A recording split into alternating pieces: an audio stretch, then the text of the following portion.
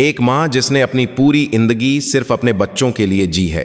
उसने अपने पोते के लिए, जो सेना में भर्ती हो गया था, प्यार और मेहनत से खाना बनाया। लेकिन मुलाकात के कमरे में उस खाने को बेरहमी से कुचल दिया गया। लेकिन वे नहीं जानते थे कि उसका बेटा कोई और नहीं बल्कि फौलादी दिल वाला भारतीय सेना का chief of defence staff general Vikram Rathore है। यदि आपको यह कहानी पसंद आए तो कृपया सब्सक्राइब करें और लाइक करें। धन्यवाद। सुबह के 4 बजे जब शहर का दिल कुछ देर के लिए धड़कना बंद कर देता है, दिल्ली के एक शांत बाहरी इलाके में एक पुराने से मकान की छोटी सी रसोई में एक धुंधली सी रोशनी जली। वहां पार्वती देवी थीं, जिनके झुके हुए कंधों पर जिंदगी भर की थकान का बोझ था। उनका दिन तब शुरू होता था जब बाकी दुनिया गहरी नींद में सो रही होती थी। आज उनके धीमे हाथों में एक अलग तरह की उत्तेजना और स्नेह था। आज उनके जीवन का एकमात्र कारण और खुशी उनके पोते सिपाही अर्जुन सिंह से पहली बार मिलने का दिन था। उनका लाडला पोता, जो देश की सबसे तनावपूर्ण सीमाओं में से एक, कश्मीर में नियंत्रण रेखा ELOC पर तैनात था। जिस दिन वह सेना में भर्ती हुआ था, उस दिन अपने अजीब से छोटे बालों को सहलाते हुए उसने कहा था, दादी, मैं एक असली फौजी बनकर लौटूंगा। और उसका वो सलाम करना कल की ही बात लगती थी। उसका वही मजबूत वादा ही था जो पार्वती देवी को अपने बुढ़ापे के अकेलेपन में हिम्मत देता था। उनके बेटे विक्रम राठौर भारतीय सेना के सर्वोच्च पद पर चीफ ऑफ डिफेंस स्टाफ थे। उनके कंधों पर लगे 4 सितारे परिवार का गौरव थे। लेकिन मां पार्वती के लिए वे सितारे उनके और बेटे के बीच एक आकाशगंगा की तरह थे, जो बहुत दूर महसूस होते थे। कहीं मेरे बेटे के नाम पर कोई धब्बा न लग जाए, कहीं उसकी ऊंची पदवी पर कोई आंच न आ जाए। यही सोचकर पार्वती देवी ने दुनिया के सारे दुख और दर्द अकेले ही सहे थे। कम उम्र में पति को खोने के बाद उन्होंने एक छोटा सा ढाबा चलाकर बड़ी मेहनत से अपने बेटे को पाला था। आज जब उनका बेटा आसमान की बुलंदियों पर था, तो वह बस मीन से उसे देखती थीं, इस डर में कि कहीं वह गिर न जाए। इसलिए पोता अर्जुन उनके लिए और भी खास था। वह उनके जीवन में उस खालीपन को भरता था जिसे उनका बेटा नहीं भर पाता था। अर्जुन अपने माता पिता के काम में व्यस्त रहने के कारण अपनी दादी के हाथों ही पला बहा था, और वह दादी का दुलारा था। वह बच्चा जो अपनी दादी की झुर्रियों वाली उंगलियां पककर बाघार की गलियों में घूमता था और दादी के हाथ के बने राजमा चावल को बेचाव से खाता था। यह सोचकर ही उनका दिल गर्व और चिंता से भर जाता था कि वही बच्चा आज देश की सबसे खतरनाक जगह पर बंदूक उठाए खड़ा है। पार्वती देवी ने बड़े ध्यान से राजमा को साफ करके ठंडे पानी में भिगोना शुरू किया ताकि वे अच्छे से गल जाएं। यह अर्जुन का सबसे पसंदीदा खाना था। दादी, आपके हाथ के राजमा चावल दुनिया में सबसे अच्छे हैं। यह कहकर 2 प्लेटें खाली कर देने वाले पोते का चेहरा याद करके उनके होठों पर एक हल्की सी मुस्कान खिल उठी। जब तक राजमा भीग रहे थे, उन्होंने प्याज और टमाटर को पीसकर मसाला तैयार किया। अदरक, लहसुन, गरम मसाला और अपने खास मसालों के साथ उन्होंने एक स्वादिष्ट ग्रेवी बनाई। यह सिर्फ खाना नहीं था, यह एक प्रार्थना थी कि कश्मीर की बर्फीली हवाओं और दुश्मनों से ला रहे उनके पोते को यह खाना खाकर ताकत मिले और वह हमेशा स्वस्थ और सुरक्षित रहे। जैसे ही उन्होंने प्रेशर कुकर में राजमा और मसाले को डालकर पकाना शुरू किया, रसोई में एक मीठी और नमकीन खुशबू भर गई। खिड़की के बाहर अंधेरा धीरे धीरे छोट रहा था और शहर नींद से जाग रहा था। पार्वती देवी ने गर्मा-गर्म राजमा और ताही रोटियों को एक स्टील के टिफिन में बब्बी सावधानी से रखा ताकि वह ठंडा न हो जाए। उन्होंने अपने सबसे अच्छे, भले ही पुराने कपड़े पहने और शीशे के सामने खड़ी हुई। मेरा पोता सोचेगा कि उसकी दादी और बूई हो गई है। अपने सफेद बालों में कंघी करते हुए उन्होंने मन ही मन अपने बेटे और पोते की सलामती की दुआ मांगी। सुबह की यह मेहनत सिर्फ पोते के लिए खाना नहीं थी, यह एक माँ का दिल था जो अपने बेटे पर बोझ नहीं बनना चाहती थी, और एक बूढ़ी औरत का अकेलापन सहने का खामोश वादा था। उस सारे प्यार को अपने सीने से लगाए वह चुपचाप दरवाजे से बाहर निकल गई। कश्मीर की ठंडी हवाओं का लंबा सफर अब बस शुरू ही होने वाला था। दिल्ली की सुबह की हवा को चीरती हुई पार्वती देवी ने जम्मू की ओर जाने वाली एक सरकारी बस में अपनी सीट ली। खिड़की के बाहर तेजी से घूरते शहर के नहारे एक जागते हुए दैत्य की तरह लग रहे थे। उनका दिल पहले से ही उस खूबसूरत लेकिन तनावपूर्ण सीमा पर पहुंच चुका था, जहां उनका पोता अर्जुन सिंह तैनात था। जैसे ही बस हाईवे पर कंक्रीट की इमारतें पीछे छूट गईं और हरे भरे खेत और छोटे छोटे पहाड़ एक पैनोरमा की तरह फैल गए। इस शांतिपूर्ण दृश्य को देखकर पार्वती देवी अचानक अर्जुन की यादों में खो गईं। अर्जुन को सूर्यास्त देखना बहुत पसंद था। बचपन में वे दोनों छत पर जाकर डूबते हुए सूरज को देखते थे और यह दादी पोते का एक गुप्त आनंद था। दादी, यह सूरज कहाँ जा रहा है? छोटा अर्जुन पूछता। पार्वती देवी प्यार से जवाब देती, बेटा, यह एक और सुनहरे कल की तैयारी के लिए आराम करने जा रहा है। एक दिन अर्जुन ने कहा था, दादी, जब मैं बड़ा हो जाऊंगा तो मैं भी इस सूरज की तरह खुद को जलाकर अपने प्रियजनों की रक्षा करने वाला एक सैनिक बनूंगा। अपने पिता के नक्शे कदम पर चलने के पोते के इस फैसले से पार्वती देवी को गर्व भी हुआ और दिल में एक दर्द भी उठा। वह जानती थीं कि यह रास्ता कितना कठिन और अकेला है, लेकिन अपने पोते की दृढ़ आंखों के सामने वह चुपचाप उसका समर्थन करने के अलावा कुछ नहीं कर सकती थीं। बस हाईवे पर उत्तर की ओर बत्ती रही। खिड़की के बाहर धीरे धीरे बदलते पहाड़ी नहारे अपरिचित थे। जब बस एक विशाल पुल को पार कर रही थी तो नीचे बहती नदी को देखकर पार्वती देवी ने अपने सीने से लगे टिफिन को और कसकर पक लिया। उस पार सबसे खतरनाक मोर्चे पर मेरा पोता अपनी जवानी कुर्बान कर रहा है। गर्व और चिंता के मिले जुले एहसास से उनकी आंखें नम हो गईं। जब वह अपनी मंजिल एक छोटे से पहाड़ी कस्बे के बस टर्मिनल पर पहुंची तो सूरज पश्चिम में ढलने लगा था। दिल्ली से यहां तक पहुंचने में पूरे 8 घंटे लग गए थे। बस से उतरते ही पहाड़ों की ठंडी और ताही हवा ने उनका स्वागत किया। बेस तक का रास्ता यहां से भी काफी दूर था। बेस के पास जाने वाली गांव की बसें दिन में कुछ ही बार चलती थीं और आखिरी बस जा चुकी थी। पार्वती देवी हिचकिचाई नहीं। अगर वह अपने पोते से मिल सकती हैं तो इतना चलना कोई बड़ी बात नहीं थी। वह पहाड़ी सड़क के किनारे चुपचाप चलने लगी। रास्ता ऊब खाब था और ठंडी हवा लगातार उनके कपों में घुस रही थी। उनके घुटनों में दर्द हो रहा था और सांस फूल रही थी, लेकिन उनके कदम नहीं रुके। लगभग 1 घंटे तक चलने के बाद दूर एक विशाल लोहे का गेट और कंटीले तारों से घिरी हुई बेस की इमारतें दिखाई देने लगीं। LOC सुरक्षा इकाई। बेस का नाम पते ही उनका दिल फिर से ओर से धकने लगा। पहुंच गई। अब मैं जल्द ही अपने प्यारे पोते से मिलूंगी। थके हुए शरीर में जैसे नई जान आ गई। उन्होंने अपने कपड़े ठीक किए और अपनी बची खुची ताकत से बेस की ओर चल पईं।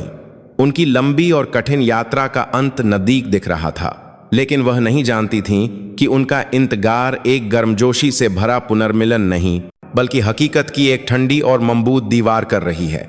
जैसे जैसे बेस का मुख्य द्वार नजदीक आ रहा था, पार्वती देवी का दिल और तेजी से धक रहा था, लेकिन बेस के आसपास का माहौल उनकी उम्मीदों के विपरीत बर्फ की तरह ठंडा और तनावपूर्ण था। संतरी पोस्ट के चारों ओर पूरी तरह से हथियारों से लैस संतरी तैनरों से पहरा दे रहे थे और पूरे बेस में एक अदृश्य तनाव फैला हुआ था। पार्वती देवी संतरी पोस्ट के सामने रुकीं और पहरा दे रहे एक युवा सैनिक से धीरे से कहा, बेटा, बहुत मेहनत कर रहे हो। मैं सिपाही अर्जुन सिंह से मिलने आई हूं। सैनिक ने उन्हें ऊपर से नीचे तक देखा और एक मशीनी आवाज में जवाब दिया, अभी बेस में हाई अलर्ट है, इसीलिए सभी मुलाकातें रद्द कर दी गई हैं। कृपया वापस चली जाइए, मुलाकात नहीं हो सकती। पार्वती देवी के चेहरे पर निराशा छा गई। सुबह से इतनी दूर का सफर तय करके आई थीं और अब मिल भी नहीं सकती। बेटा, चाहे जो भी हुआ हो, मैं बहुत दूर से आई हूं। क्या मैं बस एक बार अपने पोते का चेहरा देख सकती हूं, या कम से कम यह टिफिन उस तक पहुंचा सकती हूं? उन्होंने बड़े प्यार से अपने सीने से लगे टिफिन को दिखाते हुए विनती की। तभी संतरी पोस्ट के अंदर से एक अधिकारी बाहर आया। वह तेज आंखों और मजबूत कद काठी वाला कैप्टन करण सिंह था। उसकी वर्दी किसी ब्लेड की तरह तेज थी, लेकिन उसका चेहरा उससे भी ज्यादा ठंडा और भावहीन था। क्या बात है? इनकी पहचान की जांच की। कैप्टन ने स्थिति को समझते हुए पार्वती देवी के पास आकर ठंडे स्वर में कहा, माताजी, इस समय एक ऑपरेशनल स्थिति के कारण बेस में किसी का भी आना जाना पूरी तरह से प्रतिबंधित है। नियमों के अनुसार मुलाकात बिल्कुल असंभव है। कृपया वापस लौट जाइए। उसकी आवाज में न तो कोई गर्मी थी और न ही कोई सहानुभूति। वह एक चलता फिरता नियम पुस्तिका लग रहा था। पार्वती देवी उसके ठंडे रवैये से सहम गईं, लेकिन वह ऐसे ही वापस नहीं जा सकती थीं। कैप्टन साहब, कृपया मेरी विनती सुन लीजिए। मैं सुबह से अपने पोते के लिए यह राजमा बनाकर लाई हूं। अगर चेहरा नहीं देख सकती तो क्या आप यह खाना उस तक पहुंचा देंगे? यह अभी भी गर्म है। उनकी आवाज बेबसी से कांप रही थी, लेकिन कैप्टन का रवैया कठोर था। उसने पार्वती देवी की विनती पर झुंझलाते हुए अपनी भौहें सिको लीं। माताजी, नियम नियम होते हैं। मुझसे बार बार कहलवाने पर मजबूर न करें। बाहर का खाना अंदर लाना सख्त मना है। सेना के ऑपरेशन में बाधा डालना बंद करें और तुरंत बेस के सामने से हट जाएं। सेना के ऑपरेशन में बाधा, यह शब्द पार्वती देवी के दिल में एक खंजर की तरह चुभ गए। उनका बेटा भी जीवन भर सेना में रहा था, इसीलिए वह जानती थीं कि सेना के नियम कितने सख्त होते हैं। लेकिन उन्हें यह उम्मीद नहीं थी कि एक बूढ़ी दादी की इतनी मार्मिक विनती को इस तरह बेरहमी से ठुकरा दिया जाएगा।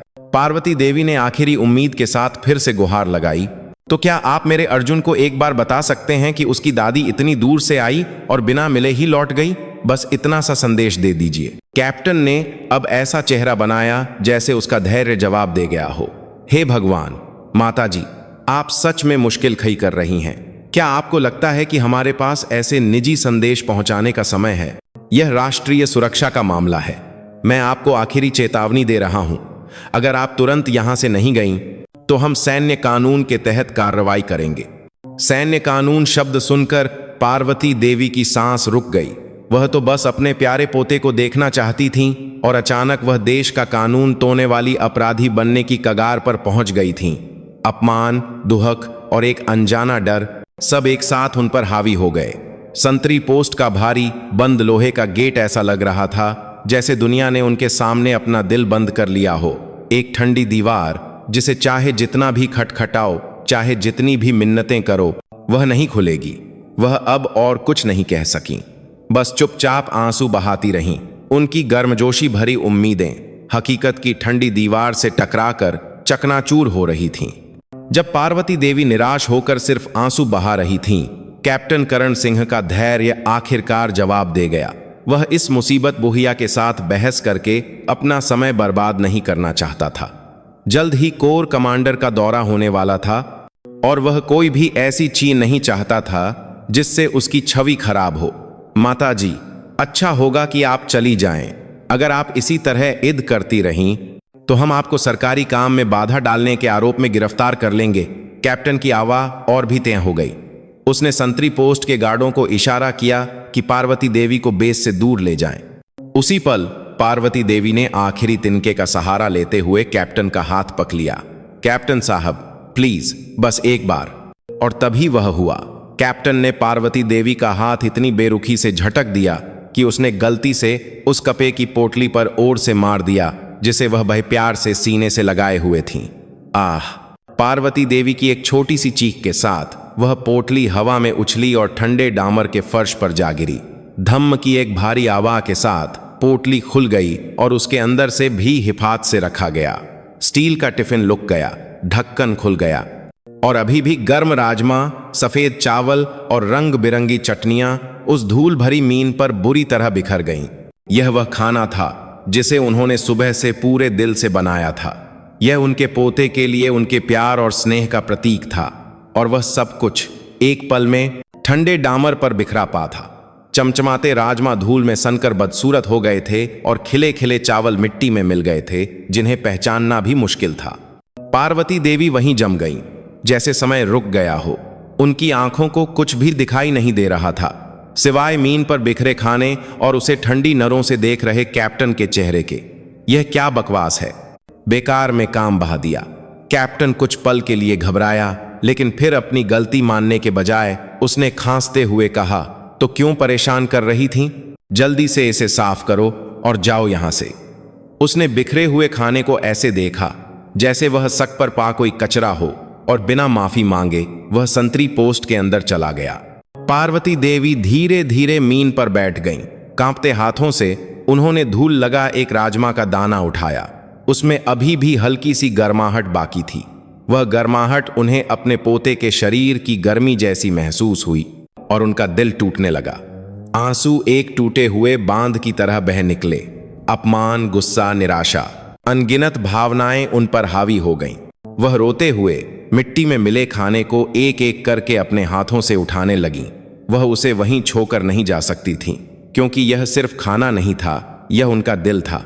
धूल से सने राजमा के हर दाने और चावल के हर कण में उनका प्यार, उनकी मेहनत और अपने पोते के लिए उनकी तप बसी हुई थी।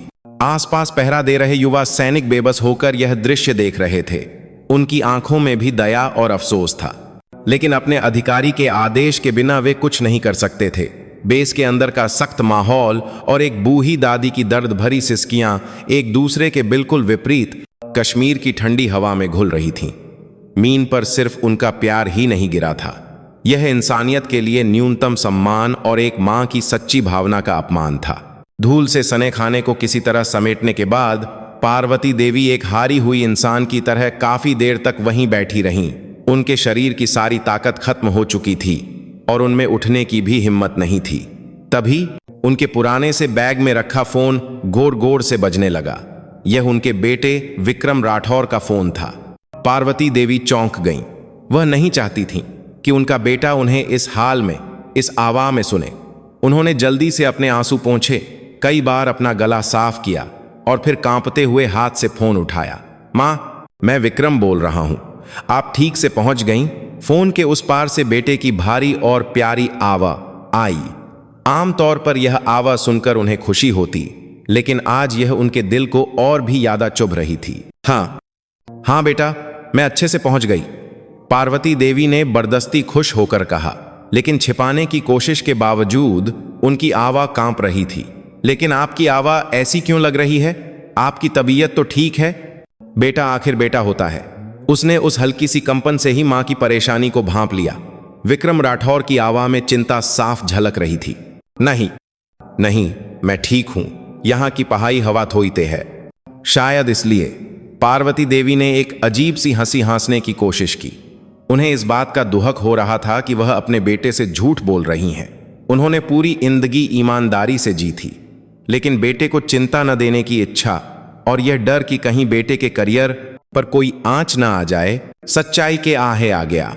अर्जुन से मिली आप? वो तो बहुत खुश हुआ होगा सुनकर कि आप आ रही हैं। इस सवाल पर पार्वती देवी का दिल बैठ गया। वह यह नहीं कह सकती थीं कि वह अपने पोते से नहीं मिल पाईं, और जो अपमान उन्होंने सहा उसके बारे में तो उनके मुंह से शब्द ही नहीं निकल रहे थे। उन्होंने तुरंत एक और झूठ गप लिया। हाँ, मिली ना, मेरा बच्चा तो अब पूरा फौजी बन गया है। मैंने जो राजमा चावल बनाए थे वो भी उसने बहे महे से खाए। मैंने तो इतना बनाया था कि उसने अपने दोस्तों को भी खिलाया। एक झूठ ने दूसरे झूठ को जन्म दिया। वह ऐसे बता रही थीं जैसे यह सब सच में हुआ हो। उनकी आंखों के सामने मीन पर बिखरे राजमा की तस्वीर घूम रही थी, लेकिन उन्होंने उसे नगरंदा करने की पूरी कोशिश की। अच्छा, यह तो बहुत अच्छा हुआ। अर्जुन तो आज दादी की वजह से अपने दोस्तों के सामने शान दिखा रहा होगा। विक्रम मां की बात सुनकर राहत महसूस करते हुए प्यार से हंसा। हाँ बिल्कुल, लेकिन बेस में शायद कुछ ज्यादा ही व्यस्तता थी, इसलिए ज्यादा देर रुक नहीं पाई। बस अभी निकली हूं। दिल्ली वापस जाने के लिए बस पकने जा रही हूं। पार्वती देवी जल्दी से बात खत्म करना चाहती थीं। उनमें और झूठ बोलने की हिम्मत नहीं थी। इतनी जल्दी? कोई बात नहीं, कम से कम आपने उसे देख तो लिया। आप ध्यान से वापस आइएगा मां, पहुंचकर फोन जरूर कीजिएगा। ठीक है बेटा, तुम भी अपना ध्यान रखना और ज्यादा काम मत करना। फोन काटने के बाद पार्वती देवी वहीं बैठकर चुपचाप सिसकने लगी। बेटे से झूठ बोलने का अपराध बोध और अपनी दयनीय हालत का दुहक सब एक साथ उन पर हावी हो गया। उन्होंने सच क्यों नहीं बताया?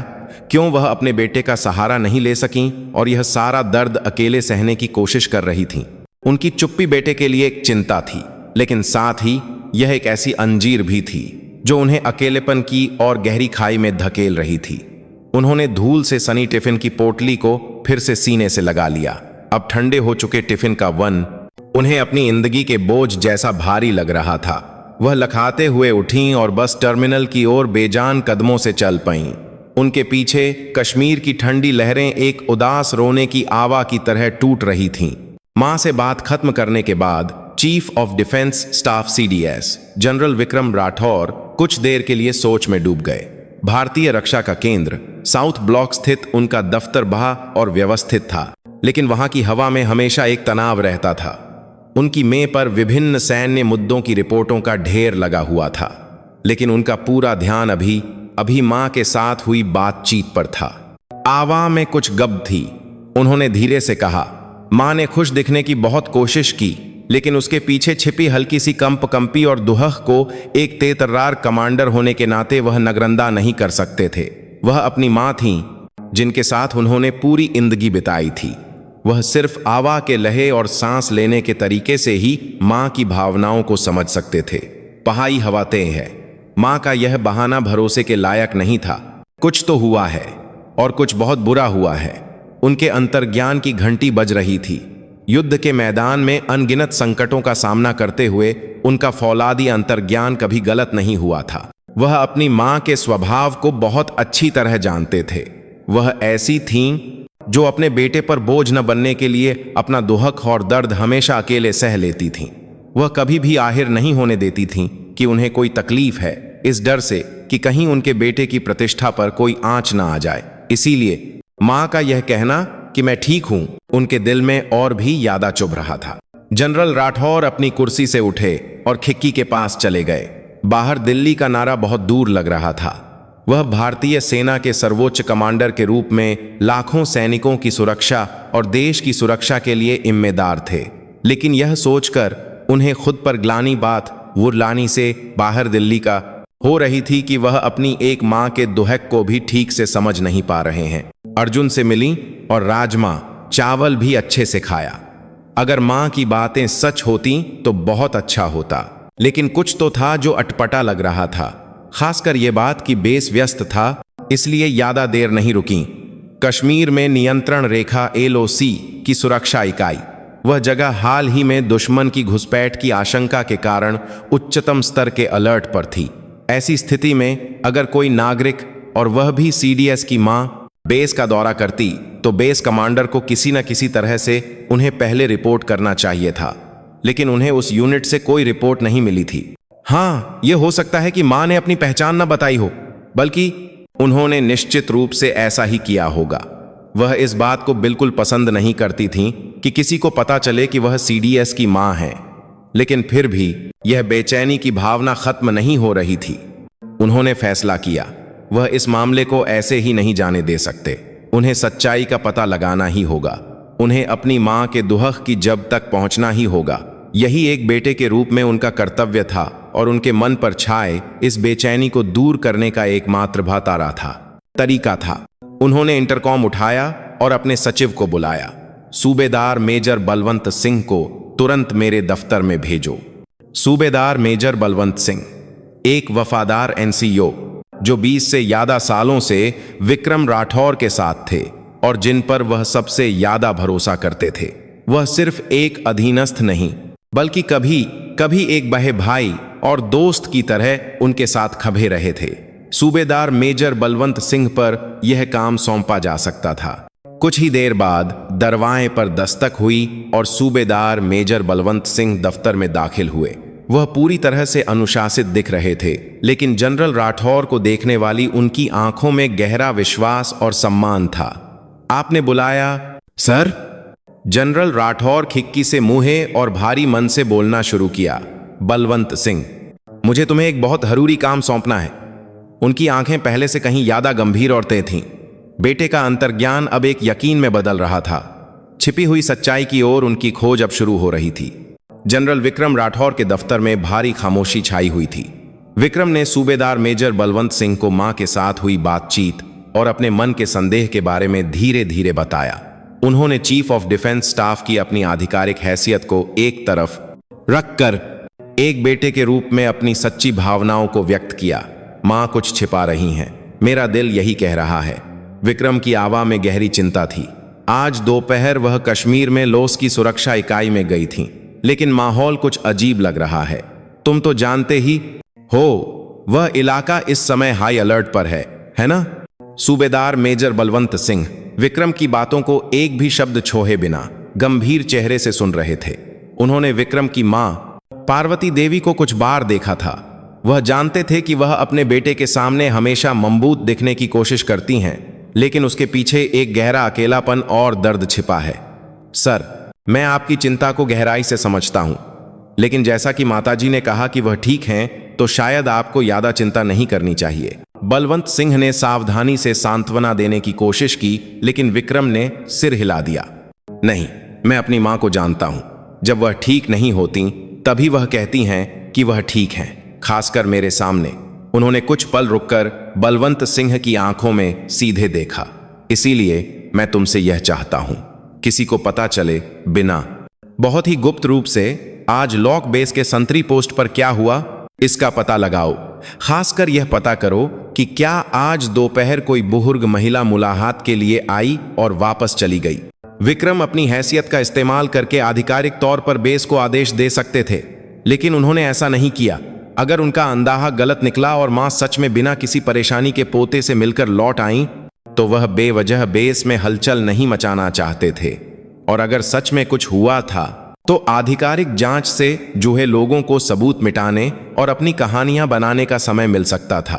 उन्हें छिपी हुई सच्चाई का एक टुकड़ा चाहिए था, बिना किसी बनावट के कच्चा सच, और उसे उजागर करने के लिए आधिकारिक प्रक्रिया से ज्यादा गैर आधिकारिक जांच प्रभावी होगी, ऐसा उन्होंने सोचा। सूबेदार मेजर बलवंत सिंह तुरंत विक्रम का इरादा समझ गया सर। मैं अपने सभी संपर्कों का उपयोग करके जल्द से जल्द और सटीकता से पता लगाऊंगा। आप ऐसा मानकर चलिए कि आपको कुछ भी नहीं पता है। यह पूरी तरह से मुझ बलवंत सिंह की व्यक्तिगत जिज्ञासा से शुरू हुआ काम है। यही कारण था कि विक्रम बलवंत सिंह पर भरोसा करते थे। उनमें न केवल असाधारण क्षमता थी, बल्कि अपने वरिष्ठ के इरादे को समझने और उनकी रक्षा के लिए खुद को पीछे रखने की बुद्धिमानी और वफादारी भी थी। शुक्रिया बलवंत, मुझे तुम पर पूरा भरोसा है। विक्रम के चेहरे पर कुछ पल के लिए राहत दिखाई दी। सूबेदार मेजर बलवंत सिंह ने तुरंत काम शुरू कर दिया। वह अपने दफ्तर में वापस आए और उन संपर्कों के बारे में सोचने लगे जो उन्होंने दशकों की सैन्य सेवा में बनाए थे। लो से सुरक्षा इकाई, वहां भी उनका एक करीबी जूनियर था, यूनिट का सूबेदार मेजर। आधिकारिक तौर पर कमान श्रृंखला में नहीं, लेकिन वह यूनिट के अंदर की हर खबर को किसी से भी बेहतर जानता था। उन्होंने एक सुरक्षित निजी फोन उठाया और उस जूनियर को फोन किया। उन्होंने हालचाल पूछने से बात शुरू की और धीरे धीरे यूनिट की स्थिति पर आ गए। और फिर जैसे बातों में उन्होंने आज हुई एक छोटी सी घटना के बारे में पूछ लिया। सुना है आज बेस के सामने कोई बुजुर्ग महिला आई थी और थोड़ा हंगामा हुआ था। कोई खास बात तो नहीं थी? फोन के उस पार से जूनियर की आवाज कुछ पल के लिए हिचकिचाई। अरे सूबेदार मेजर साहब, आपको यह कैसे पता चला? असल में उस छोटी सी हिचकिचाहट से ही बलवंत सिंह समझ गए कुछ तो हुआ था, और वह निश्चित रूप से कोई छोटी बात नहीं थी। छिपी हुई सच्चाई का पर्दा अब धीरे धीरे उठने लगा था। सूबेदार मेजर बलवंत सिंह एक स्वाभाविक जासूस और एक अनुभवी समस्या समाधान करता थे। उनकी दशकों की सैन्य सेवा ने उन्हें केवल रैंक ही नहीं, बल्कि एक मक्खी के जाले की तरह फैला हुआ संपर्क नेटवर्क और किसी भी स्थिति में मूल मुद्दे को समझने की तेज दृष्टि भी दी थी। जनरल राठौर का छिपी हुई सच्चाई को खोजो का आदेश उनकी वफादारी और क्षमता दोनों की परीक्षा थी।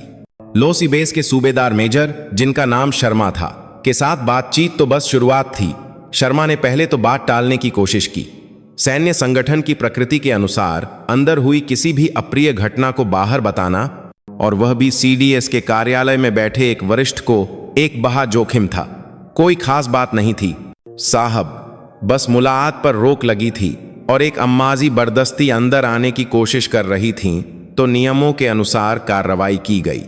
लेकिन बलवंत सिंह ने उसकी आवाज में छिपी कंपकंपी और कुछ छिपाने की कोशिश को पक लिया।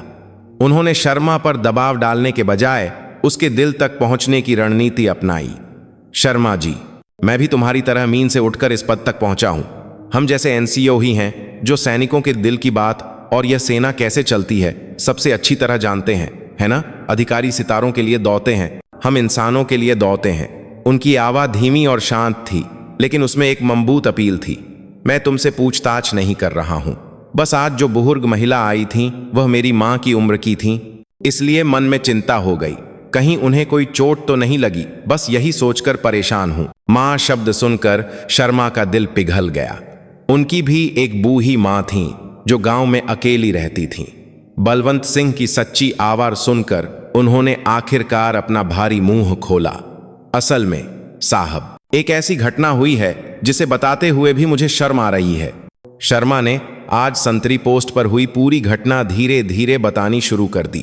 कैप्टन करण सिंह का कठोर व्यवहार और फिर उस बुजुर्ग महिला का लाया हुआ टिफिन मीन पर बिखर जाने की घटना। उसकी आवाज़ में गुस्सा, अफसोस और बेबसी मिली हुई थी। कैप्टन साहब वैसे तो बहुत सख्त हैं, ये तो पता था, लेकिन वह इतने निर्दयी हो सकते हैं यह नहीं सोचा था। उन्होंने एक बुजुर्ग महिला के साथ बहुत बुरा किया। पूरी कहानी सुनते समय बलवंत सिंह ने कुछ नहीं कहा, लेकिन उनका चेहरा लगातार सख्त होता जा रहा था। अगर शर्मा की कहानी सच थी तो यह कोई मामूली घटना नहीं थी। यह सेना की प्रतिष्ठा को धूमिल करने वाली एक गंभीर घटना थी और एक इंसान पर किया गया अत्याचार था। और सबसे बब्बी बात, इसकी शिकार वह महिला थी जिनके बेटे की उन्होंने जीवन भर सेवा की थी। यह सोचकर उनके अंदर खून खौलने लगा। शर्मा जी, एक और बात पूछनी है। क्या इस स्थिति को साबित करने के लिए कोई ठोस सबूत है, जैसे संतरी पोस्ट का सीसीटीवी फुटेज? बिल्कुल है साहब। संतरी पोस्ट के अंदर और बाहर 24 घंटे रिकॉर्डिंग होती है, लेकिन उस फुटेज तक पहुंचने के लिए कोर कमांडर की ईजाद की व्यवस्था मैं कर लूंगा। तुम बस किसी को बताए बिना आज दोपहर 2 बजे से 5 बजे के बीच के बाहरी कैमरे के फुटेज को सुरक्षित करके मुझे भेज दो। सुरक्षा का पूरा ध्यान रखना, और यह बात सिर्फ तुम्हारे और मेरे बीच रहेगी। अगर कोई समस्या हुई तो सारी जिम्मेदारी मैं लूंगा। बलवंत सिंह की दृढ़ आवाज़ सुनकर शर्मा ने और कोई हिचकिचाहट नहीं दिखाई।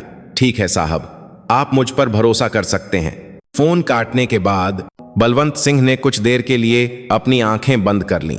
उनका दिमाग उलझन में था।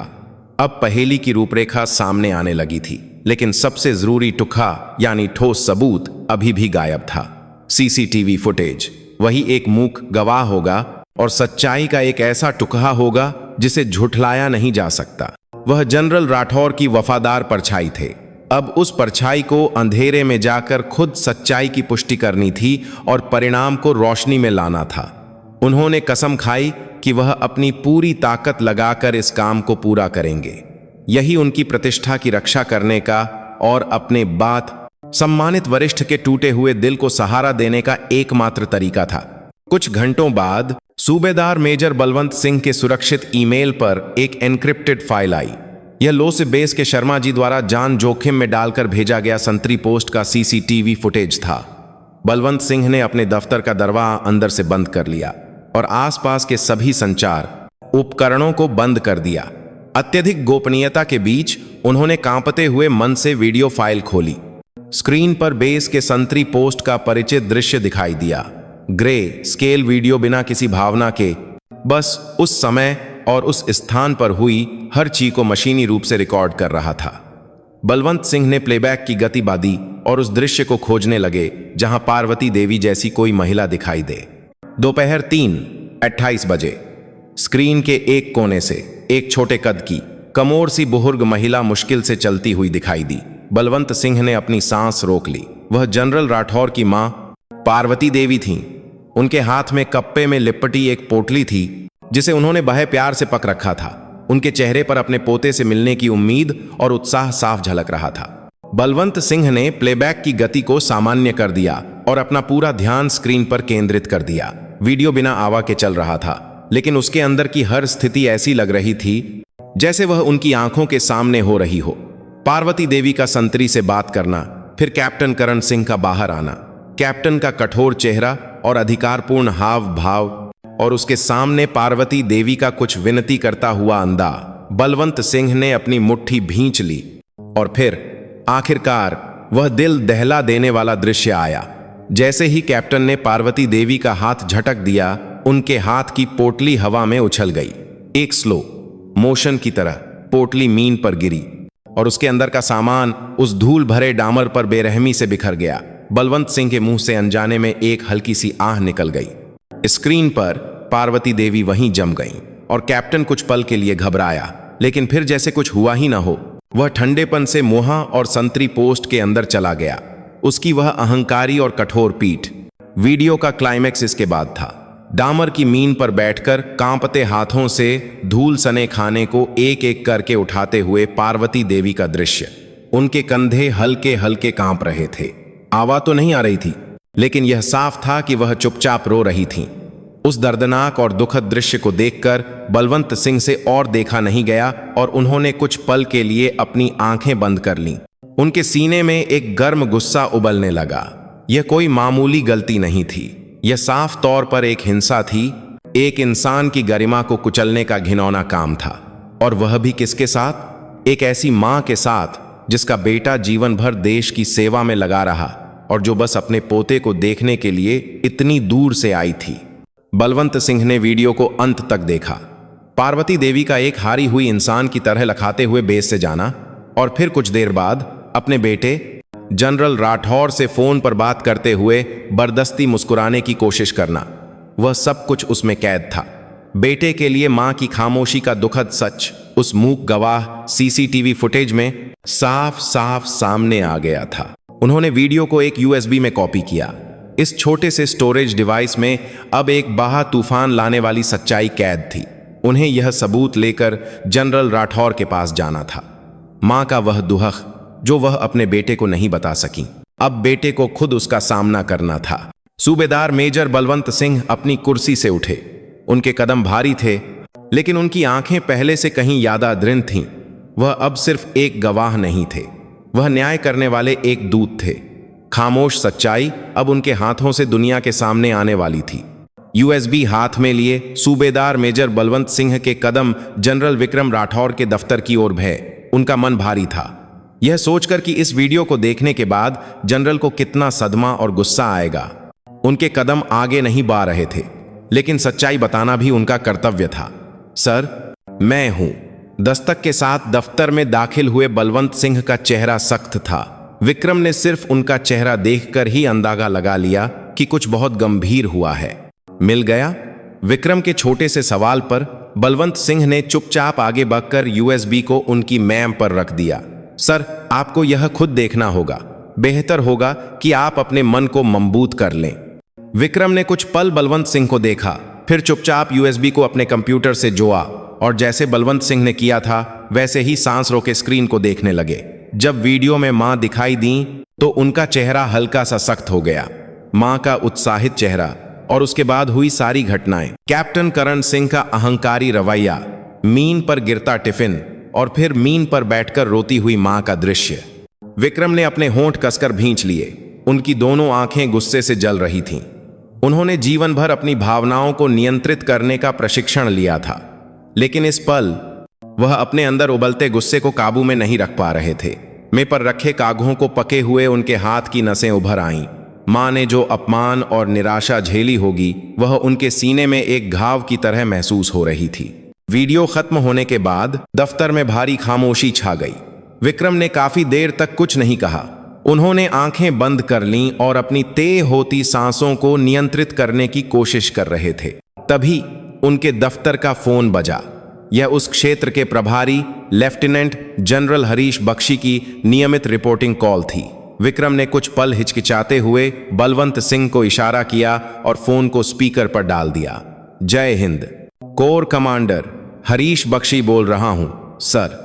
क्षेत्र की स्थिति पर रिपोर्ट कर रहा हूं। फोन के उस पार से जनरल बख्शी की आवाज दमदार और अनुशासित थी। वह विक्रम के पसंदीदा जूनियर्स में से एक थे और भविष्य के एक प्रमुख दावेदार माने जाते थे। आज दोपहर लोसी के पास एक अज्ञात वस्तु देखी गई थी, जिसके कारण अलर्ट पाया गया था। लेकिन सौभाग्य से वह मछुआरों की नाव निकली और अब स्थिति सामान्य है। यूनिट और सभी सैनिक ठीक हैं? विक्रम ने ठंडी आवाज में पूछा। बस इतना ही? आज तुम्हारे क्षेत्र में कोई और विशेष घटना नहीं हुई? जनरल बख्शी कुछ पल के लिए हिचकिचाते हुए लगे। जी सर, रिपोर्ट करने लायक कोई और विशेष घटना नहीं हुई। उसी पल विक्रम की आंखें बर्फ की तरह ठंडी हो गईं। सच में? क्या तुम्हें यह रिपोर्ट नहीं मिली कि आज दोपहर मेरी मां तुम्हारे बेस पर आई थी? फोन के उस पार जनरल बख्शी की घबराहट साफ महसूस हो रही थी। जी, माताजी ने खुद अनुरोध किया था कि आपको बिल्कुल न बताया जाए। उन्होंने और देकर कहा था कि इससे आपको परेशानी हो सकती है, इसीलिए मैंने आपको रिपोर्ट नहीं किया। मुझे खेद है सर। उसका बहाना बहुत चालाकी भरा था। वह ऐसे दिखा रहा था जैसे वह विक्रम की चिंता कर रहा हो, जैसे उसने मां की इच्छा का सम्मान किया हो। लेकिन यह एक साफ झूठ था। उसे संतरी पोस्ट पर हुई हर घटना की रिपोर्ट मिल चुकी होगी। उसे कैप्टन करण सिंह के दुर्व्यवहार और सीडीएस की मां के साथ हुए अपमान के बारे में पता था, लेकिन उसने जानबूझकर इसे छिपाया था। अपनी सुरक्षा और पदोन्नति पर कोई आंच न आए, इस डर से उसने सच्चाई को दबा दिया था। विक्रम का गुस्सा चरम पर पहुंच गया।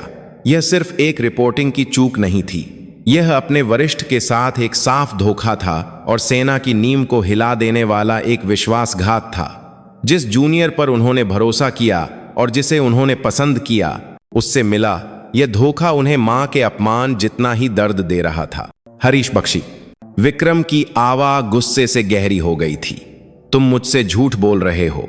कल सुबह मैं खुद उस बेस पर आ रहा हूं, तब तुम अपनी आंखों से देखोगे कि तुमने क्या किया है। विक्रम ने फोन काट दिया, जैसे अब और कुछ सुनने लायक बचा ही न हो।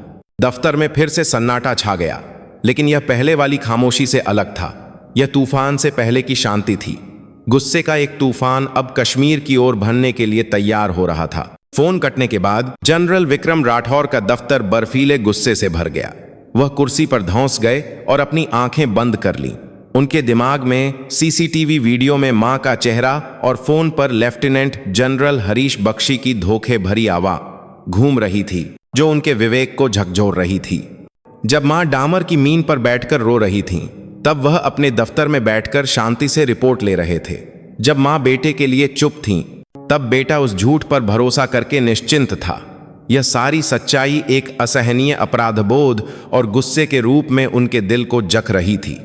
उनका गुस्सा सिर्फ मां के अपमान के कारण नहीं था, यह सेना के अनुशासन के टूटने और अपने भरोसेमंद अधीनस्थ के विश्वासघात पर गुस्सा था। सैनिक देश और जनता के लिए मौजूद होते हैं। जनता के जीवन और संपत्ति की रक्षा करना उनका पहला कर्तव्य है। लेकिन एक कैप्टन ने सिर्फ एक बुर्ग नागरिक को अपमानित किया और एक कोर कमांडर ने इस सच्चाई को जानते हुए भी अपनी सुरक्षा के लिए इसे छिपाया और धोखा दिया।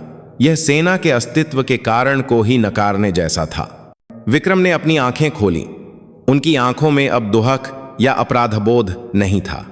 एक ठंडी और दृढ़ चमक उनकी आंखों में भर गई थी। उन्होंने फैसला किया, इस घटना को ऐसे ही दबाया नहीं जा सकता। यह कोई व्यक्तिगत बदला नहीं था, यह टूटे हुए सैन्य अनुशासन को फिर से स्थापित करने और सही हुई मानसिकता को बाहर निकालने के लिए एक सर्जिकल स्ट्राइक जैसी कार्रवाई थी। उन्होंने फिर से इंटरकॉम उठाया। बलवंत, कल सुबह कश्मीर जाने की तैयारी करो। सीडीएस के विशेष हेलीकॉप्टर गरु को तैयार रहने का आदेश दो।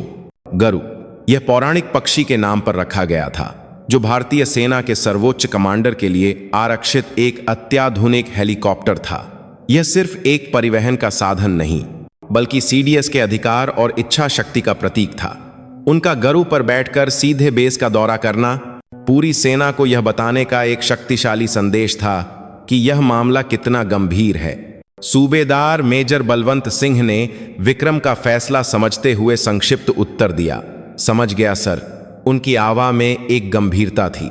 विक्रम अपनी कुर्सी से उठे और दफ्तर के एक कोने में लटकी अपनी वर्दी को देखने लगे। अनगिनत पदकों के साथ उनके कंधे पर भारतीय सेना का सर्वोच्च रैंक 4 सितारे चमक रहे थे। उन सितारों का वन यह सम्मान और शक्ति का प्रतीक तो था ही, लेकिन साथ ही यह एक असीम जिम्मेदारी का भी प्रतीक था। आज वह उस जिम्मेदारी के वर्ण को पहले से कहीं ज्यादा भारी महसूस कर रहे थे।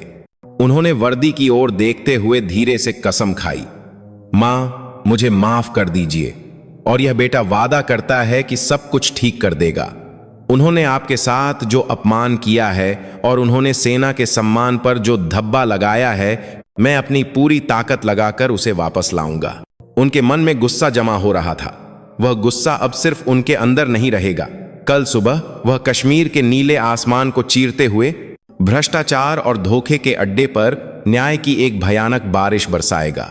एक बेटे का दुहक और गुस्सा अब पूरी भारतीय सेना को हिला देने वाले एक बहे तूफान का केंद्र बन रहा था। अगले दिन सूरज निकलने से भी पहले जनरल विक्रम राठौर पूरी तरह से तैयार होकर सीडीएस मुख्यालय के हेलीपैड पर खिए थे। अंधेरे में सीडीएस का विशेष हेलीकॉप्टर गरु अपनी विशालता के साथ गरजते हुए इंजन की आवाज के साथ तैयार खड़ा था। गरु सिर्फ एक हेलीकॉप्टर नहीं था, यह अत्याधुनिक नेविगेशन और संचार प्रणालियों और आत्मरक्षा प्रणाली से लैस आसमान में उड़ने वाला एक किला और एक चलता फिरता कमांड सेंटर था। विक्रम का चेहरा पिछली रात के गुस्से के बाद अब शांत और ठंडा लग रहा था, लेकिन उनकी आंखें एक ब्लेड की तरह चमक रही थीं। सेना के सर्वोच्च कमांडर के रूप में अब उन्हें व्यक्तिगत भावनाओं से ऊपर उठकर सार्वजनिक न्याय करना था। उनके बगल में एक परछाई की तरह सूबेदार मेजर बलवंत सिंह खे थे। उनके हाथ में पिछली रात की सच्चाई वाली यूएसबी और संबंधित सबूतों वाले दस्तावेजों का एक ब्रीफ केस था। सब तैयारी हो गई है? विक्रम के धीमे सवाल पर बलवंत सिंह ने सिर हिलाया। पूरी तैयारी हो चुकी है सर। विक्रम चुपचाप हेलीकॉप्टर में सवार हो गए। दरवाजा बंद हुआ और शक्तिशाली प्रोपेलर घूमने लगे, जिससे एक तेज हवा का झोंका उठा।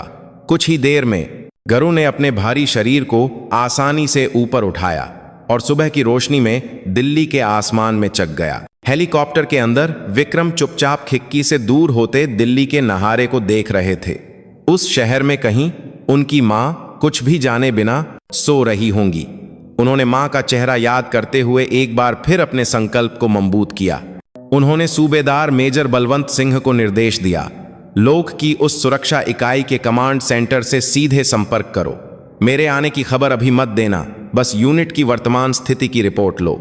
बलवंत सिंह ने तुरंत हेलीकॉप्टर के संचार उपकरणों का उपयोग करके उस यूनिट से संपर्क साधना शुरू किया। कुछ ही देर बाद स्पीकर से ड्यूटी ऑफिसर की आवाज आई, जय हिंद, यूनिट में स्थिति सामान्य है, कल का अलर्ट हटा दिया गया है और अभी सामान्य निगरानी की स्थिति बनी हुई है। विक्रम ने खुद माइक पक्का, मैं सीडीएस बोल रहा हूं। लेफ्टिनेंट जनरल हरीश बख्शी और कैप्टन करण सिंह दोनों को तुरंत यूनिट के परेड ग्राउंड पर हायर करो। कारण मत पूछना, तुरंत कार्रवाई करो। मैं 30 मिनट में वहां पहुंच रहा हूं। फोन के उस पार ड्यूटी ऑफिसर अचानक सीडीएस की आवाज सुनकर चौंक गया। जी सर, क्या मुझे आदेश दोहराना पेगा? विक्रम की ते आवाज सुनकर ड्यूटी ऑफिसर ने जल्दी से जवाब दिया, नहीं सर, तुरंत कार्रवाई की जाएगी। जय हिंद। बातचीत खत्म होने के बाद विक्रम ने फिर से खिड़की के बाहर देखा।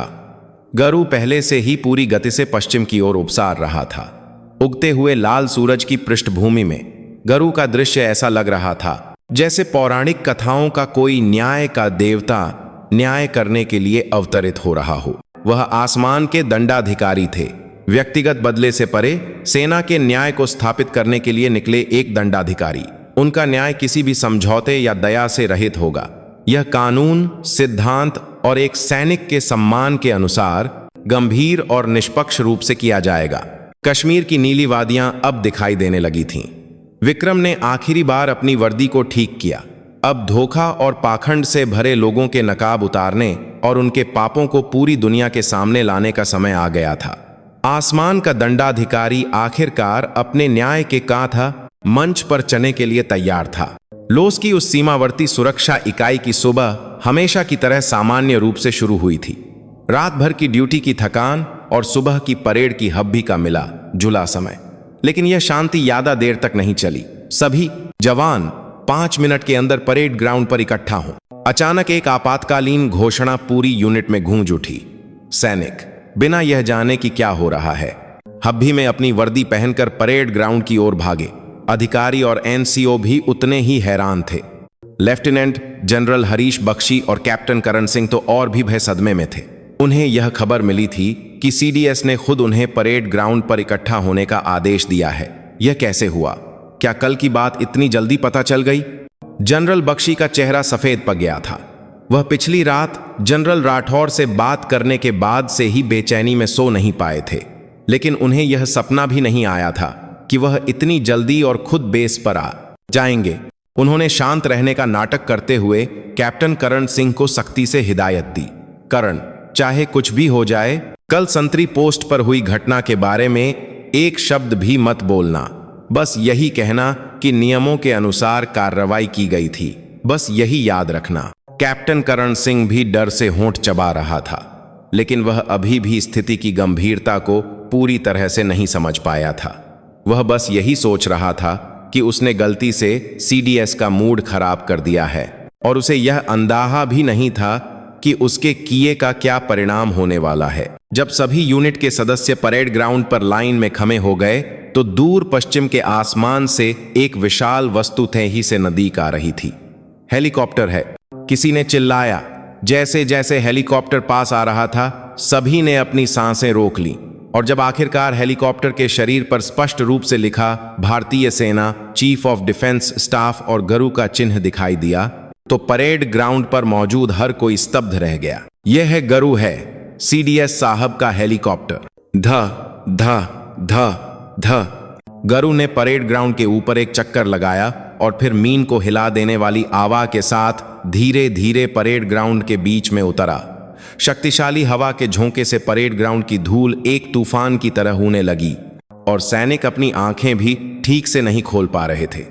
यह एक ऐसा दृश्य था जैसे कोई पौराणिक न्याय का देवता अवतरित हो रहा हो। हेलीकॉप्टर का दरवाजा खुला और जनरल विक्रम राठौर एक शानदार अंदाज में बाहर निकले।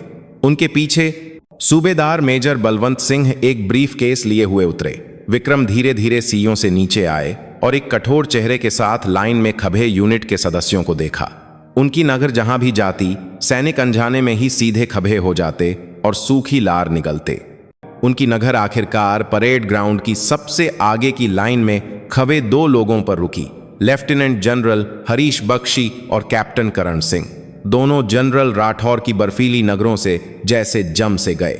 विक्रम बिना कुछ कहे धीरे धीरे उनकी ओर चले। उनके बूटों की परेड ग्राउंड की मीन पर पड़ने वाली आवाज किसी जल्लाद के कदमों की तरह भारी और भयानक लग रही थी। गरु का आगमन यह सिर्फ एक दौरा नहीं था, यह एक भव्य प्रस्तावना थी जो यह बता रही थी कि आसमान का दंडाधिकारी अपना न्याय करने के लिए मीन पर उतर आया है। परेड ग्राउंड की सारी हवा अब उसकी मुट्ठी में थी। General Vikram Rathore, lieutenant general Harish Bakshi और कैप्टन करण सिंह के सामने आकर रुक गए। परेड ग्राउंड पर एकदम घुटने वाली खामोशी छाई हुई थी। विक्रम ने बिना कुछ कहे बस दोनों को ठंडी नहरों से घूरते रहे। इस खामोशी का बोझ सहन न कर पाने वाले जनरल बख्शी ने पहले मुंह खोला। जय हिंद सर, इतनी दूर आने का कष्ट क्यों किया? अगर आपने पहले बता दिया होता। वह बर्दस्ती मुस्कुराकर चापलूसी करने की कोशिश कर रहा था, लेकिन विक्रम ने उसकी बात बेरहमी से काट दी। जनरल बख्शी, लगता है कल का दिन तुम्हारे लिए बहुत शांतिपूर्ण था। विक्रम की आवाज धीमी थी लेकिन उसमें बर्फीला गुस्सा भरा हुआ था। जी, आपका मतलब? जनरल बख्शी ने अनजान बनने का नाटक किया, लेकिन विक्रम ने उसे और मौका नहीं दिया। उन्होंने पीछे खड़े सूबेदार मेजर बलवंत सिंह को इशारा किया। बलवंत सिंह आगे आए और परेड ग्राउंड के बीच में एक बड़ी स्क्रीन वाला एक मोबाइल उपकरण खड़ा कर दिया। सभी जवान ध्यान दें। विक्रम के आदेश पर परेड ग्राउंड पर मौजूद सभी की निकरें स्क्रीन की ओर घूम गईं। कुछ ही देर बाद स्क्रीन पर कल के संतरी पोस्ट का सीसीटीवी फुटेज चलने लगा। पार्वती देवी का मुश्किल से चलता हुआ दृश्य, फिर कैप्टन करण सिंह द्वारा उनके साथ किया गया कठोर व्यवहार और अंत में उनके प्यार से भरा टिफिन डामर की मीन पर बिखरने का दृश्य। सब कुछ बिना आवाज के लेकिन बहुत ही स्पष्ट रूप से दिखाया गया। खासकर मीन पर बैठकर रोते हुए और धूल सने खाने को समेटते हुए पार्वती देवी का दृश्य जब आया तो परेड ग्राउंड में हर तरफ से धीमी आहें और गुस्से की फुसफुसाहटें सुनाई देने लगीं। कैप्टन करण सिंह का चेहरा पीला पक गया। वह अपनी आंखों के सामने हो रहे दृश्य पर विश्वास नहीं कर पा रहा था और सिर झुकाए कांप रहा था। जनरल बख्शी भी जब उसका धोखा पूरी दुनिया के सामने आ गया तो एक हारे हुए इंसान की तरह जम गया। वीडियो खत्म होने के बाद विक्रम कैप्टन करण सिंह की ओर मुहे। कैप्टन करण सिंह, उनकी आवाज ऐसी लग रही थी जैसे नर्क की गहराइयों से आ रही हो, ठंडी और भारी। क्या तुम जानते हो कि इस वीडियो में जो महिला हैं वह कौन है? कैप्टन ने बिना सिर उठाए एक दबी हुई आवाज में जवाब दिया, मां, मुझे नहीं पता। नहीं पता? विक्रम ने उपहास से हंसा। वह इस देश के लिए जीवन भर समर्पित रहने वाले एक सैनिक की मां है और वह मेरी मां है, मेरी मां है। यह शब्द जैसे ही परेड ग्राउंड में गूंजे सब कुछ जम गया। सैनिक स्तब्ध थे और अधिकारी सदमे में थे। जिस बुजुर्ग महिला को उन्होंने अपमानित करके भगा दिया था वह भारतीय सेना के नंबर 1 सीडीएस की मां थी। विक्रम ने बोलना जारी रखा। उनकी आवाज में अब गुस्से से ज्यादा एक गहरा दुहक था। मेरी माँ होने से पहले वह इस देश की एक नागरिक हैं जिनकी रक्षा के लिए हम अपनी जान की बाही लगा देते हैं। एक सैनिक क्या होता है? वह जनता के जीवन और संपत्ति की रक्षा के लिए मौजूद होता है ना? लेकिन तुमने सिर्फ इसलिए कि वह एक बुजुर्ग और कमोर नागरिक थीं, उनका अपमान किया और उनके दिल में एक ऐसा घाव दिया जो जीवन भर नहीं भरेगा। क्या यही है वह सैनिक धर्म जो मैंने सीखा है? उनकी फटकार सिर्फ कैप्टन के लिए नहीं, बल्कि परेड ग्राउंड पर मौजूद हर किसी के दिल में चुभ गई। और फिर उन्होंने अपनी नहरें लेफ्टिनेंट जनरल हरीश बख्शी की ओर घुमाई। और तुम, जनरल बख्शी, तुम्हें यह सब पता था, फिर भी तुमने सच्चाई को छिपाया और अपने वरिष्ठ यानी मुझे धोखा दिया। तुम्हारे उस गंदे पाखंड और चापलूसी ने सेना के सम्मान को मिट्टी में मिला दिया और अपने अधीनस्थ को एक अपराधी बना दिया। क्या तुम्हें अपने कंधे पर लगे उन सितारों पर शर्म नहीं आती? जनरल हरीश बख्शी कोई भी बहाना नहीं बना सका। उसका शानदार करियर, सम्मान और पाखंड का नकाब सच्चाई की एक विशाल शक्ति के सामने चकनाचूर हो रहा था। विक्रम ने उनके पापों को एक एक करके उजागर किया और उनके पाखंड और धोखे के नकाब को बेरहमी से फाड़ दिया। अब जो बचा था वह सिर्फ न्याय का हथौड़ा था। पाखंड का नकाब फटने के बाद परेड ग्राउंड पर एक ठंडी खामोशी छा गई। जनरल विक्रम राठौर की आंखों में अब व्यक्तिगत गुस्से से यादा सेना के अनुशासन को फिर से स्थापित करने वाले एक सर्वोच्च कमांडर की दृढ़ता चमक रही थी। वह सिर झुकाए खाई दो अपराधियों, जनरल बख्शी और कैप्टन करण सिंह, को पार करके मंच पर चा गए। उन्होंने परेड ग्राउंड पर लाइन में खाए सैकड़ों सैनिकों को धीरे धीरे देखा और एक धीमी लेकिन शक्तिशाली आवाज में बोलना शुरू किया। आज मैं यहाँ CDS होने से पहले एक बेटे के रूप में और इस सेना से प्यार करने वाले एक सैनिक के रूप में खड़ा हूँ। उनकी आवाज पूरे परेड ग्राउंड में गूंज उठी। आप सबने अभी एक सैनिक का सबसे शर्मनाक रूप देखा है, अपने वरिष्ठ की चापलूसी करना और कमोरों पर हुक्म चलाना, सच्चाई को दबाना और झूठ से संकट से बचने की कोशिश करना। क्या यही वह सेना है जिसकी हम रक्षा करना चाहते थे? क्या यही हमारा गौरवशाली सैनिक धर्म है? उनकी एक फटकार पर सभी सैनिकों ने सिर झुका लिया। असली ताकत रैंक या अधिकार से नहीं आती, यह उन मूल्यों से आती है जिनकी हम रक्षा करते हैं। देश के प्रति वफादारी, जनता के प्रति समर्पण और अपने साथियों के प्रति विश्वास। जो कमांडर अपनी मां का अपमान करने वाले अधीनस्थ को बचाता है और अपने वरिष्ठ को धोखा देता है, उस पर कौन सा सैनिक भरोसा करेगा? ऐसी सेना दुश्मन से कैसे लगकर जीत सकती है? उनका एक एक शब्द एक खंजर की तरह भ्रष्ट सेना के दिल को छेद रहा था। आज मैं इस जगह पर मीन पर गिरे सेना के सम्मान को फिर से स्थापित करना चाहता हूं। कानून और सिद्धांत के अनुसार इस मामले पर सख्ती से कार्रवाई की जाएगी। उन्होंने सूबेदार मेजर बलवंत सिंह को इशारा किया। बलवंत सिंह आगे आए और CDS का आदेश पढ़ना शुरू किया। चीफ ऑफ डिफेंस स्टाफ का आदेश संख्या 22,579। 1. लेफ्टिनेंट जनरल हरीश बख्शी को आज से कोर कमांडर के पद से हटाया जाता है और उनके खिलाफ अधिकार के दुरुपयोग, कर्तव्य की उपेक्षा और वरिष्ठ को धोखा देने के आरोप में सैन्य अदालत में जांच का आदेश दिया जाता है। जांच के परिणाम के आधार पर उन्हें अपमानजनक सेवानिवृत्ति सहित सबसे कठोर सजा दी जाएगी। जनरल बख्शी का शरीर लख गया, उसका सब कुछ एक पल में ढह गया था। 2. कैप्टन करण सिंह को आज से संतरी पोस्ट के प्रभारी के पद से हटाया जाता है और सेना की केंद्रीय अनुशासनात्मक समिति के सामने पेश किया जाएगा। इसके अलावा उनकी बची हुई सेवा के लिए उन्हें देश के सबसे दुर्गम सीमावर्ती चौकी सियाचिन में एक प्लाटून कमांडर के रूप में नियुक्त किया जाता है। उम्मीद है कि वह वहां जाकर समझेंगे कि उन्होंने क्या गलत किया है और असली सैनिक धर्म क्या है। कैप्टन करण सिंह वहीं मीन पर बैठकर रोने लगा। उसका अहंकारी चेहरा अब पश्चाताप और निराशा से बिक चुका था। 3. इस मामले की सच्चाई को उजागर करने में महत्वपूर्ण भूमिका निभाने वाले सूबेदार मेजर शर्मा और उन सभी लोगों को जिन्होंने अपनी परवाह किए बिना न्याय का पक्ष लिया, उचित पुरस्कार दिया जाएगा। और 4. इस घटना के अवसर पर पूरी सेना में सैनिकों के मानवाधिकारों की स्थिति और दुर्व्यवहार की जांच की जाएगी और भविष्य में ऐसी घटनाओं को रोकने के लिए उपाय किए जाएंगे।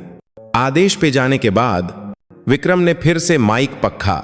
मेरा न्याय समाप्त हो गया है, लेकिन यह अंत नहीं है। असली न्याय आप सभी के दिलों में होना चाहिए।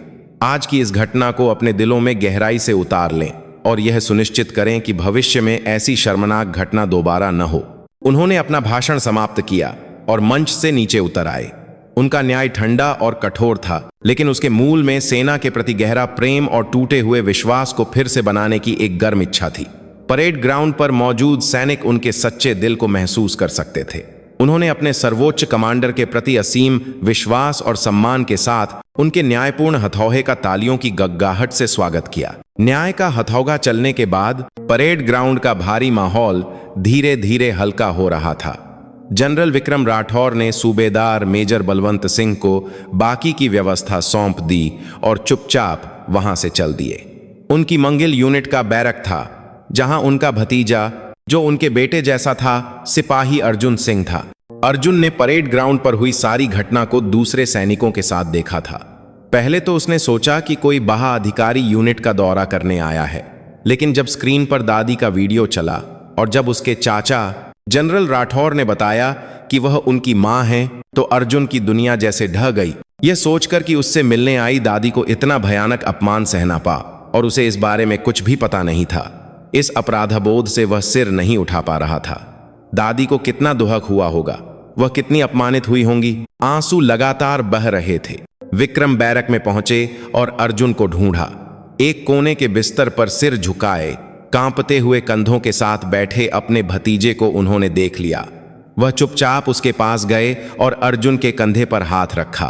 अर्जुन, चाचा की आवाज सुनकर अर्जुन ने सिर उठाया। आंसुओं से भीगा उसका चेहरा अपराधबोध और दुहक से भरा हुआ था।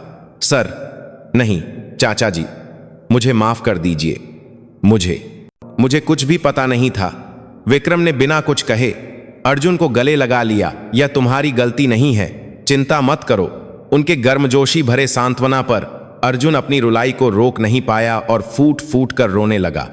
विक्रम ने कुछ देर अर्जुन को चुप कराया और फिर उसे बाहर ले आए। यूनिट के एक कोने में बने मुलाकात कक्ष में विक्रम का फोन पाकर तुरंत वापस आई। पार्वती देवी अपने बेटे और पोते का इंतजार कर रही थीं। मुलाकात कक्ष का दरवाजा खुला और अर्जुन को वर्दी में अंदर आते देख पार्वती देवी अपनी जगह से उठ खड़ी हुई। अर्जुन, दादी, दोनों एक दूसरे से लिपटकर काफी देर तक रोते रहे। कल का अपमान, आज का अपराधबोध और एक दूसरे के लिए तप और प्यार गर्म आंसुओं के रूप में बह निकले। दादी, मुझे माफ कर दो, सच में माफ कर दो। अर्जुन दादी के सीने से लगकर एक बच्चे की तरह रो रहा था। कोई बात नहीं, कोई बात नहीं मेरे बच्चे। तुम्हारा चेहरा कितना उतर गया है, बहुत मेहनत कर रहे हो, है ना? पार्वती देवी पोते का चेहरा सहलाते हुए लगातार अपने आंसू पोंछ रही थीं। इस दृश्य को दरवाजे के बाहर से चुपचाप देख रहे विक्रम की आंखें भी नम हो गईं। वह उन दोनों के पुनर्मिलन में बाधा नहीं डालना चाहते थे और चुपचाप जाने ही वाले थे। तभी पार्वती देवी ने उन्हें बुलाया। विक्रम, विक्रम मुहे। तो उन्होंने आंसुओं से भरी मुस्कान के साथ कहा, शुक्रिया बेटा, सच में शुक्रिया। उनके उस एक शब्द में बहुत कुछ छिपा था। बेटे के लिए माफी, धन्यवाद और गर्व। विक्रम ने मां की ओर हल्का सा सिर झुकाया। इतना ही काफी था। मां बेटे के बीच और शब्दों की जरूरत नहीं थी। देर से हुआ यह पुनर्मिलन, यह सिर्फ एक मुलाकात नहीं थी, यह एक घायल दिल का इलाज था, टूटे हुए विश्वास का जूना था और यह पुष्टि थी कि परिवार का प्यार किसी भी परीक्षा से ज्यादा मजबूत होता है। कश्मीर की ठंडी हवा अब रुक गई थी और मुलाकात कक्ष की खिड़की से गर्म धूप अंदर आ रही थी। पुनर्मिलन की भावना जब कुछ शांत हुई तो पार्वती देवी ने अफसोस के साथ कहा, अब क्या करें? मैं अपने अर्जुन के लिए इतने सारे राजमा चावल बनाकर लाई थी और वह सब बर्बाद हो गया। अब खाली हाथ आना पा। उनकी आवा में कल मीन पर बिखरे राजमा के लिए अफसोस और पोते के लिए दुहक था। यह सुनकर अर्जुन की आंखें फिर से भर आईं, लेकिन उसने बर्दस्ती मुस्कुराते हुए कहा, कोई बात नहीं दादी, आपका चेहरा देख लिया, इसी से मेरा पेट भर गया। राजमा चावल तो छुट्टी पर जाकर खा लूंगा। तभी मुलाकात कक्ष का दरवाजा धीरे से खुला और यूनिट के रसोइये एक बब्भी सी ट्रे लेकर अंदर आए। ट्रे पर भाप निकलते हुए राजमा चावल, गर्मा गर्म रोटियां और साफ सुथरे साइड डिश बहे ही स्वादिष्ट तरीके से सजे हुए थे। यह सब क्या है? पार्वती देवी ने हैरान होकर पूछा। तो दरवाहे पर खजे सूबेदार मेजर बलवंत सिंह ने मुस्कुराते हुए जवाब दिया, यह सीडीएस साहब का विशेष आदेश है। उन्होंने आपकी रेसिपी सुनी और यूनिट के सबसे अच्छे रसोइयों ने इसे पूरे दिल से बनाया है। आपके हाथ जैसा स्वाद तो नहीं होगा, लेकिन कृपया इसे स्वीकार करें। यह विक्रम का एक विचारशील इशारा था। वह मां के घायल दिल और उनके उस प्यार को फिर से जीवित करना चाहते थे। पार्वती देवी अपने बेटे के इस गर्मजोशी भरे दिल से एक बार फिर भावुक हो गईं। आइए दादी, बैठिए, आपको भूख लगी होगी। अर्जुन ने दादी को कुर्सी पर बिठाया और सबसे पहले एक बही कटोरी राजमा दादी की थाली में रखी। पहले आप खाइए दादी, मेरी वजह से आपने इतनी तकलीफ उठाई। पार्वती देवी पोते के इस प्यारे से व्यवहार पर हौंस पईं। नहीं, मेरा बच्चा खाएगा। देश की रक्षा करने के लिए ताकत चाहिए। दोनों एक दूसरे को खाना परोसते हुए एक गर्मजोशी भरा भोजन करने लगे। राजमा चावल सच में बहुत स्वादिष्ट थे। बेशक दादी के हाथ का वह गहरा स्वाद थोड़ा अलग था, लेकिन इसमें बेटे का प्यार और यूनिट के सदस्यों की मेहनत भरी हुई थी। पार्वती देवी ने एक चम्मच राजमा मुंह में रखा और धीरे धीरे उसका स्वाद लिया। यह कल मीन पर बिखरा हुआ राजमा नहीं था। यह प्यार, सांत्वना और एक नई शुरुआत का प्रतीक था।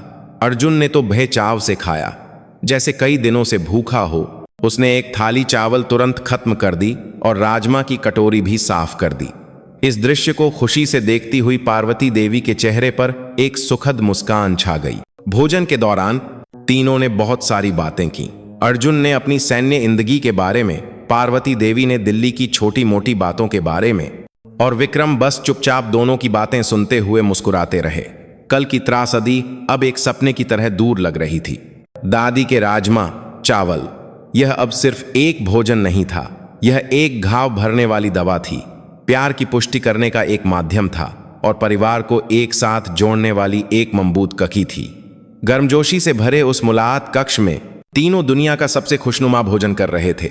जनरल विक्रम राठौर के तूफानी दौरे के बाद लोस की उस सीमावर्ती सुरक्षा इकाई में कई बदलाव की लहरें आईं। लेफ्टिनेंट जनरल हरीश बख्शी को आदेश के अनुसार पद से हटा दिया गया और सैन्य अदालत की जांच का सामना करना पड़ा। उनका सैन्य करियर लगभग समाप्त हो गया था। एक समय था जब सभी उनकी ईद करते थे, लेकिन उनका अंत अपमान और कलंक से भरा हुआ था। उनका पतन पूरी सेना के लिए एक बब्भी चेतावनी थी। यह एक स्पष्ट उदाहरण बन गया कि पदोन्नति और शक्ति के लालच में सैनिक के मूल मूल्यों को भूल जाने वाले का अंत कितना दयनीय होता है। कैप्टन करण सिंह को अनुशासनात्मक समिति के फैसले के अनुसार देश के सबसे दुर्गम सीमावर्ती चौकी सियाचिन में स्थानांतरित कर दिया गया। वह एक ऐसी जगह थी जहां फोन भी ठीक से काम नहीं करता था और सभ्यता की कोई सुविधा नहीं थी। वहां उसे हर दिन उफनती बर्फीली हवाओं से लपटे हुए सैनिकों की तरह ही पहरा देना पड़ता था। शुरुआत में उसने अपनी किस्मत को कोसा और दुनिया को दोष दिया, लेकिन समय के साथ वह धीरे धीरे बदलने लगा। शांत प्रकृति के बीच उसे अपनी गलतियों पर विचार करने का पर्याप्त समय मिला। वहां उसने पहली बार रैंक के बिना एक इंसान के रूप में दूसरों के दर्द को समझना सीखा। उसकी नई शुरुआत दर्दनाक थी, लेकिन यह उसके एक बेहतर इंसान बनने के लिए एक जरूरी प्रक्रिया थी। दूसरी ओर न्याय का पक्ष लेने वालों को उचित पुरस्कार मिला। सूबेदार मेजर बलवंत सिंह को इस मामले को सुलझाने में उनकी भूमिका के लिए सीडीएस प्रशस्ति पत्र और एक विशेष पदोन्नति का सम्मान मिला। लेकिन उन्हें किसी भी पुरस्कार से ज्यादा इस बात की खुशी थी कि लद्दाख के उन्होंने एक बार फिर जनरल राठौर का विश्वास जीता है। उन्होंने कसम खाई कि वह भविष्य में भी जनरल की वफादार परछाई बने रहेंगे। सच्चाई बताने में मदद करने वाले सूबेदार मेजर शर्मा को भी एक आदर्श एनचओ के रूप में सम्मानित किया गया और अपनी पसंद की यूनिट में स्थानांतरण का अवसर मिला। इस घटना से उन्होंने सीखा कि अन्याय के खिलाफ चुप न रहने का साहस कितना महत्वपूर्ण होता है। सिपाही अर्जुन सिंह का सैन्य जीवन भी एक नए मोड़ पर आ गया। दादी की घटना के बाद यूनिट में कोई भी उसे परेशान या नहरंदा नहीं करता था, बल्कि कई साथी सैनिकों ने आकर उसे सांत्वना और प्रोत्साहन दिया। उसने दादी के प्यार और चाचा के न्यायपूर्ण रूप से एक सैनिक के रूप में अपने गर्व और कर्तव्य की भावना को और भी मजबूत किया। वह अब एक इद्दी पोता नहीं था, वह एक सच्चे सैनिक और एक परिपक्व व्यक्ति के रूप में विकसित हो रहा था। पूरी यूनिट का माहौल भी सुधर गया।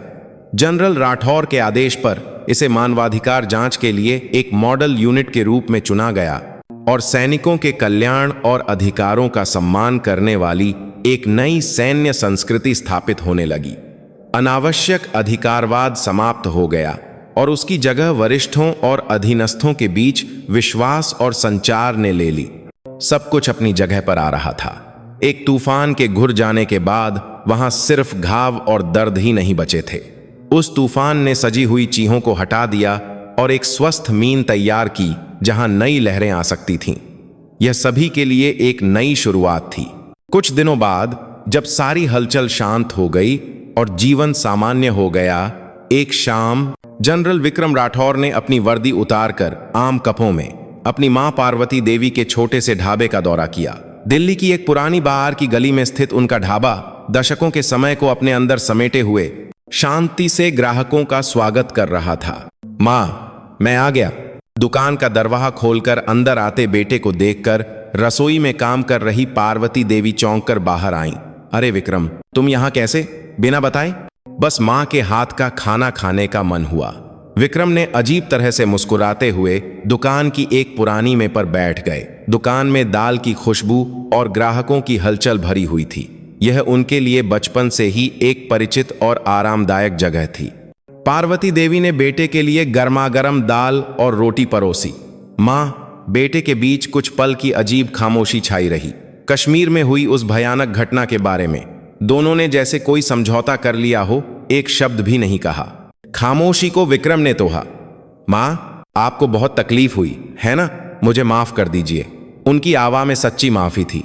पार्वती देवी ने बेटे का हाथ धीरे से पककर सिर हिलाया। नहीं, मुझे तुमसे माफी मांगनी चाहिए। मैंने बेवजह एक बखेगा खगा कर दिया और मैं बहुत डर गई थी कि कहीं तुम्हारे रास्ते में कोई रुकावट न आ जाए। मेरे रास्ते से यादा आपका दिल दुखना मेरे लिए यादा दर्दनाक है। मां, आगे से अगर कोई भी मुश्किल हो तो अकेले मत सहिएगा, मुझसे क्रूर कहिएगा। अब इस बेटे के कंधे भी काफी चौड़े हो गए हैं, आप मुझ पर सहारा ले सकती हैं। उनकी बातों पर पार्वती देवी की आंखों में फिर से आंसू भर आए। उन्होंने जीवन भर बेटे पर बोझ न बनने के लिए जिया था, लेकिन अब बेटा कह रहा था कि वह उस बोझ को साथ उठाना चाहता है, कि वह एक सहारा बनने के लिए तैयार है। हाँ, मेरा बेटा बहा हो गया है, सच में बहा हो गया है। पार्वती देवी ने बेटे का हाथ और कसकर पक लिया। उनके खुरदुरे हाथों से बेटे ने जीवन भर उसे पालने वाली मां के महान प्रेम और त्याग को महसूस किया। विक्रम को आखिरकार समझ में आया, उनकी शक्ति, उनका सम्मान, इन सब का स्रोत यही छोटा पुराना ढाबा और जीवन भर चुपचाप उनके लिए त्याग करने वाली मां का प्यार है। मां, आप बस लंबे समय तक स्वस्थ होकर मेरे साथ रहिएगा, मैं बस यही चाहता हूं। पार्वती देवी ने चुपचाप सिर हिलाया। बेटे के कंधे पर लगे सितारों से यादा। अभी उनका हाथ पके हुए बेटे का गर्मजोशी भरा दिल उनके लिए बह गर्व और खुशी थी। बाहर के शोर के बीच मां और बेटे एक दूसरे के अस्तित्व की पुष्टि करते हुए दुनिया का सबसे गहरा और शांत सुकून साझा कर रहे थे। समय बीता और मौसम बदल गया। कश्मीर की तेज सर्दियों की हवाएं थम गईं और गर्म वसंत की आहट आने लगी। सिपाही अर्जुन सिंह अब एक मजबूत लांस नायक बन चुका था। उस रात भी अर्जुन कश्मीर के रात के समंदर को देखते हुए पहरा दे रहा था। लहरों की आवाज ही उसका एकमात्र साथी थी। एक शांत समय उसने अचानक आसमान की ओर देखा। अनगिनत तारे जो शहर में कभी नहीं दिखते थे, उस अंधेरे आसमान को भरे हुए थे। ये वही तारे थे जिन्हें वह बचपन में दादी के साथ छत पर जाकर देखता था। दादी, जब मैं बड़ा हो जाऊंगा तो मैं भी सूरज की तरह खुद को जलाकर अपने प्रियजनों की रक्षा करने वाला एक सैनिक बनूंगा। बचपन की वह कसम उसके कानों में गूंज रही थी। वह अब उस सपने को पूरा कर रहा था। भले ही वह अभी सबसे निचले स्तर पर सबसे बुनियादी काम कर रहा था, लेकिन वह जानता था कि जिस सीमा की वह रक्षा कर रहा है, उसके पार उसका प्यारा परिवार और देशवासी शांति से सो रहे हैं। बस इतना ही उसके दिल को गर्व से भर देने के लिए काफी था। पिछली सर्दियों में हुई घटना ने उसे बहुत कुछ सिखाया था। दादी का असीम प्यार और चाचा का दिखाया हुआ एक सच्चे सैनिक का रूप। उसने उन दोनों बातों को अपने दिल में गहराई से बसा लिया था। उसने सीखा कि असली ताकत किसी को दबाने में नहीं, बल्कि किसी की रक्षा करने में है। उसने अपने हाथ में पकी राइफल को ठीक किया और एक बार फिर रात के समंदर की ओर अपनी नरें टिका दी। उसकी आंखें पहले से कहीं ज्यादा गंभीर और दृढ़ थीं। उसने सितारों के नीचे चुपचाप कसम खाई, दादी, चाचा जी और मेरे सभी प्यारे लोग, मैं आपकी रक्षा जरूर करूंगा। मैं अपनी जवानी और जुनून लगाकर इस देश की शांति की रक्षा करने वाला एक महान सैनिक बनूंगा। कश्मीर के ये तारे मेरी इस कसम के गवाह रहेंगे। लहरों की आवाज़ जैसे उसकी कसम का जवाब दे रही हो, और भी ओर से किनारे से टकराई। दूर से एक साथी के कदमों की आहट आई। वह अब अकेला नहीं था, उसके साथ इस रात को बिताने वाले साथी थे और उस पर भरोसा करके इंतजार करने वाला एक परिवार था। कश्मीर की कसम, यह एक युवा सैनिक का विकास और एक नई उम्मीद की शुरुआत थी। उसकी कसम रात के आसमान के सितारों की तरह भारत को हमेशा रोशन करती रहेगी।